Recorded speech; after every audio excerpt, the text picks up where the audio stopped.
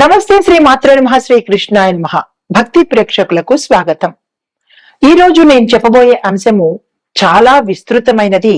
ప్రతి ఇంట్లోనూ ప్రతి ఒక్కళ్ళము బాధపడుతూనే ఉంటాము. ఎన్నో పరిహారాలు చేస్తుంటాము, ఎన్నెన్నో పూజలు చేస్తుంటాము. అయినప్పటికీ మాకు కలిసి రావట్లేదు, మాకు ధనం నిలవట్లేదు, అప్పుల పాలైపోతున్నాము, లేదా పెళ్లిళ్ళు కావటం లేదు. ఇలాగా ప్రతి సమస్యతోనూ ఎన్ని పూజలు చేసినా, ఎంత నియమనిష్టలతో ఉన్నా కానీ చిన్న కీలకం మనకి ఇబ్బంది పెడుతూ ఉంటుంది. అది ఏమిటో తెలీదు, దాని పరిహారం ఎలా చేసుకోవాలో తెలీదు, ఎవరిని పూజించాలో తెలీదు, ఎవరిని అడగాలో తెలీదు. ఇలాంటివన్నిటితో మనము ప్రతి నిత్యము ప్రతి ఇంట్లో ఇబ్బంది పడుతూనే ఉంటారు, అవునా? అయితే ఈ రోజు మీకు నేను చాలా కొత్త అంశాన్ని మీకు తెలియజేయబోతున్నాను. అది ఏమిటంటే కనుక, మనకి గ్రహాలు ఉన్నాయని తెలుసు అందరికీ. దాంతో పాటు ప్రతి రాశికి కూడా మిత్ర గ్రహాలు, సమగ్రహాలు అంటే సమమైన ఫలితాలు ఇచ్చే గ్రహాలు, శత్రుగ్రహాలు కూడా ఉంటూ ఉంటాయి. అయితే ఏ ఏ రాసుల వాళ్ళకి ఏవి మిత్రగ్రహాలు, ఏవి శత్రుగ్రహాలు, ఏ గ్రహాల వల్ల మన వాస్తుకి, మనం నివసించే ఇంట్లో ఇబ్బంది కలుగుతోంది, ఏ ప్రాంతంలో ఇబ్బంది కలుగుతోంది, ఆ ప్రాంతానికి సంబంధించినటువంటి పరిహారాలు ఏమి చేసుకోవాలి, పూజల, హోమాల, లేదంటే రత్నధారణ, ఇలాగ మనకి తెలియక సతమతమవుతుంటాము. కాబట్టి ఈ రోజుతో మీకు అటువంటి సమస్య నేను ఇవ్వటం లేదు. చాలా వివరంగా ఒక్కొక్క రాశికి సమగ్రహాలు ఏంటి, లేదా అవి ఇచ్చే ఫలితాలు, శత్రుగ్రహాలు ఏంటి, అవి ఇచ్చే ఫలితాలు, మిత్రగ్రహాలు ఏమిటి, అవి ఇచ్చే ఫలితాలు, ప్రతి ఒక్కటి నేను మీకు సవివరంగా తెలియచేస్తాను. కానీ మీరు చేయవలసింది ఏంటి తెలుసా? స్కిప్ చెయ్యకుండా ప్రతిదీ వివరంగా తెలుసుకోండి. తదుపరి రాశి మీనరాశి. ఈ రాశి వారికి అధిపతి గురువు.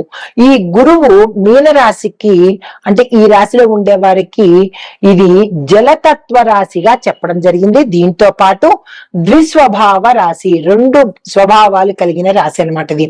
అయితే ఇది అత్యంత ఆధ్యాత్మికంగాను, భావోద్వేగంగాను, దయ కలిగి, కల్పనా శక్తి ఎక్కువగా ఉన్నటువంటి, అంటే క్రియేటివిటీ ఎక్కువగా ఉన్నటువంటి రాశి ఇది.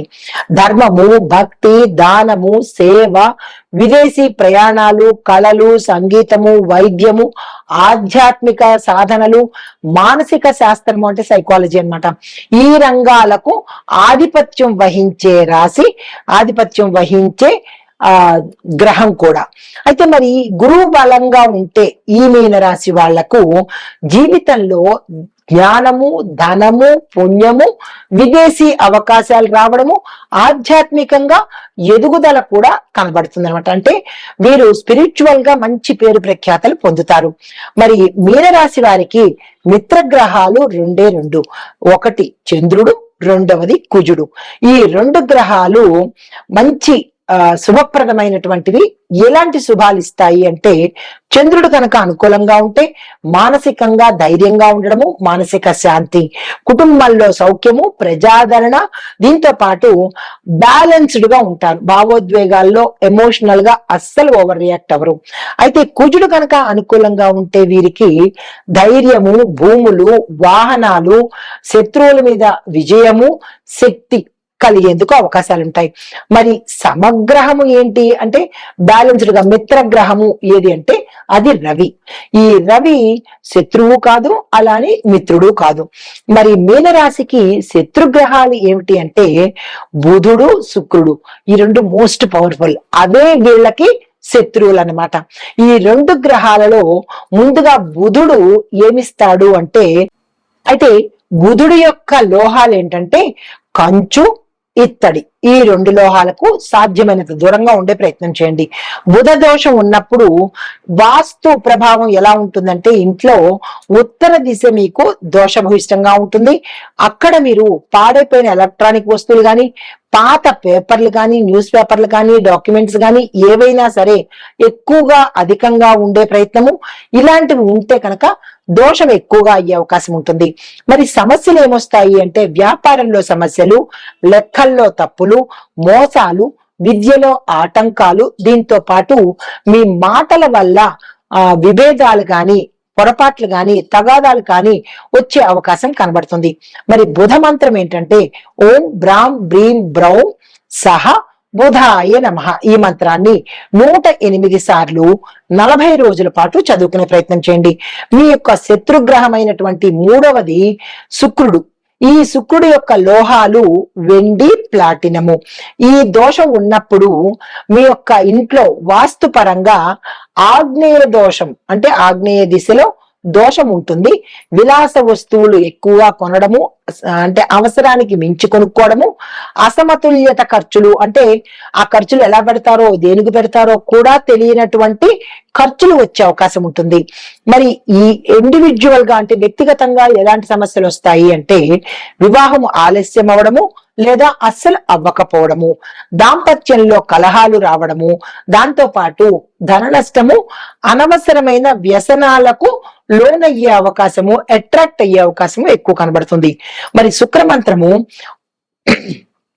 ఓం ద్రాం ద్రీం ద్రౌం సహ శుక్రాయ నమః. ఈ మంత్రాన్ని 108 సార్లు 48 రోజుల వ్యవధితో పాటు చదువుకోవాలి. మీనరాశి వారికి గురువు కాబట్టి ఆ గురుబలం పెంచుకోవాలి అంటే గురువు వీళ్ళకి ప్రాణశక్తి అన్నమాట. కాబట్టి గురువుని బలం పెంచుకోవాలంటే ప్రతి గురువారము పసుపు, శనగలు, అరటిపళ్ళు దానంగా ఇవ్వాలి. మీ యథాశక్తి దానంగా ఇచ్చుకొని గురువుల సేవ చేసుకోవడము, గురు సంబంధిత ఆలయ దర్శనం చేసుకోవడము. గురు మంత్రము ఓం గ్రాం గ్రీం గ్రౌం సహ గురవే నమః. దీని 108 సార్లు 48 రోజుల పాటు. ఇది గోచార రీత్యా చెప్తున్నాను. మీ యొక్క జాతకంలో గురువు బలహీనంగా ఉంటే ఈ పరిహారాలు పాటించుకోవాలి. అది మీ వ్యక్తిగత జాతకం వేయించుకుని ఎక్కడ ఇబ్బందిగా ఉంది, ఎక్కడ బలం తక్కువగా ఉంది, ఏ గ్రహము పాపగ్రహము అనేది పరిశీలన చేయించుకుంటే తెలుస్తుంది. దానికి అప్పుడు మీరు ఈ పరిహారాలు చేసుకోవచ్చు. మరి మీనరాశికి చెయ్యవలసినటువంటి పరిహారాలు ప్రతిరోజు ధ్యానం చేసుకోవాలి. ఏదో ఒక మంత్రాన్ని ధ్యానం చేసుకోండి. మరీ ముఖ్యంగా గురు మంత్రం చేసుకుంటే ఇంకా విశేషంగా ఉంటుంది.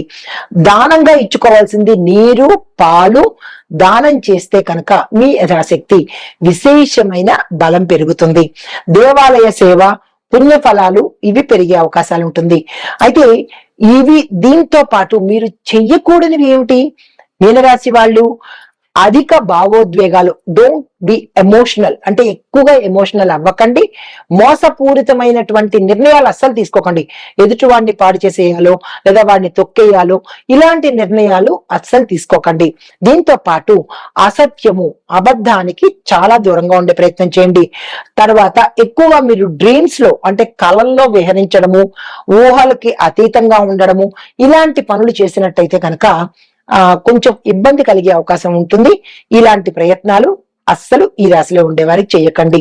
ఇది గోచార రీత్యా మీనరాశి వాళ్ళకి చెప్పదగినటువంటి ఫలితాలు, పరిహారాలు, మంత్రాలు, జపాలు, సూచనలు. నమస్తే.